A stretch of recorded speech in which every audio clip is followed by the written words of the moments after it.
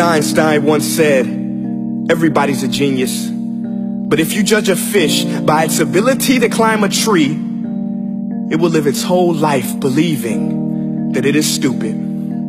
Ladies and gentlemen of the jury, today on trial we have modern day schooling. Glad you could come. Not only does he make fish climb trees, but also makes them climb down and do a 10-mile run. Tell me, school, are you proud of the things you've done? Turning millions of people into robots, do you find that fun? Do you realize how many kids relate to that fish swimming upstream in class, never finding their gifts, thinking they are stupid, believing they are useless? Well, the time has come, no more excuses. I call school to the stand and accuse him of killing creativity, individuality, and being intellectually abusive. He's an ancient institution that has outlived his usage. So, Your Honor, this concludes my opening statement, and if I may present the evidence of my case, I will prove it. Proceed. Exhibit A.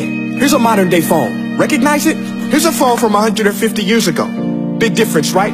Stay with me. Here's a car from today, and here's a car from 150 years ago.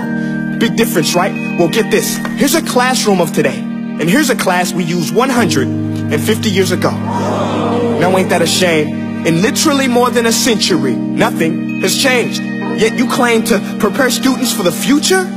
But with evidence like that, I must ask, do you prepare students for the future or the past?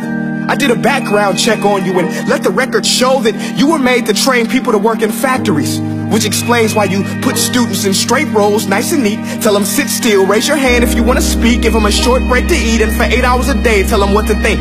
Oh, and make them compete to get an A letter which determines product quality, hence grade A of meat. I get it. Back then, times were different. We all have a past. I myself am no Gandhi. But today, we don't need to make robot zombies. The world has progressed. And now we need people who think creatively, innovatively, critically, independently, with the ability to connect. See, every scientist will tell you that no two brains are the same. And every parent with 2 or more children will confirm that claim.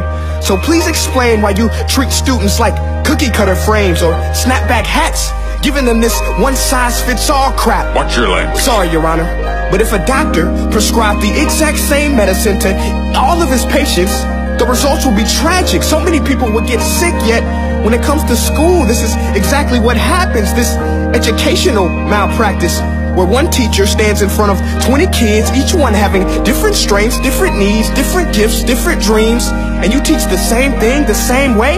That's horrific. Ladies and gentlemen, the defendant should not be acquitted. This may be one of the worst criminal offenses ever to be committed. And let's mention the way you treat your employees. Objection. Overruled. I want to hear this. It's a shame. I mean, teachers have the most important job on the planet, yet they're underpaid? No wonder so many students are short-changed. Let's be honest. Teachers should earn just as much as doctors, because a doctor can do heart surgery and save the life of a kid. But a great teacher can reach the heart of that kid and allow him to truly live.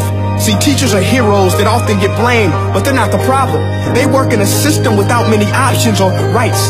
Curriculums are created by policymakers, most of which have never taught a day in their life. Just obsessed with standardized tests. They think bubbling in a multiple choice question will determine success. That's outlandish. In fact, these tests are too cruel to be used and should be abandoned, but don't take my word for it. Take Frederick J. Kelly, the man who invented standardized testing, who said, and I quote, "These tests are too cruel to be used and should be abandoned." Ladies and gentlemen of the jury, if we continue down this road, the results will be lethal. I don't have much faith in school, but I do have faith in people. And if we can customize healthcare, cars, and Facebook pages, then it is our duty to do the same for education, to upgrade it, change it, do away with school spirit, because that's useless. Unless we're working to bring the spirit out of each and every student, that should be our task. No more Common Core. Instead, let's reach the core of every heart in every class. Sure, math is important, but no more than art or dance. Let's give every gift an equal chance. I know this sounds like a dream, but countries like Finland are doing impressive things. They have shorter school days. Teachers make a decent wage. Homework is non-existent, and they focus on collaboration instead of competition. But here's the kicker, boys and girls. Their educational system outperforms every other country in the world. Other places like Singapore are succeeding rapidly. Schools like Montessori, programs like Khan Academy. There is no single solution, but let's get moving. Because while students may be 20% of our population, they are 100% of our future. So let's attend to their dreams, and there's no telling what we can achieve. This is a world in which I believe, a world where fish are no longer forced to climb trees. I'll rest my case.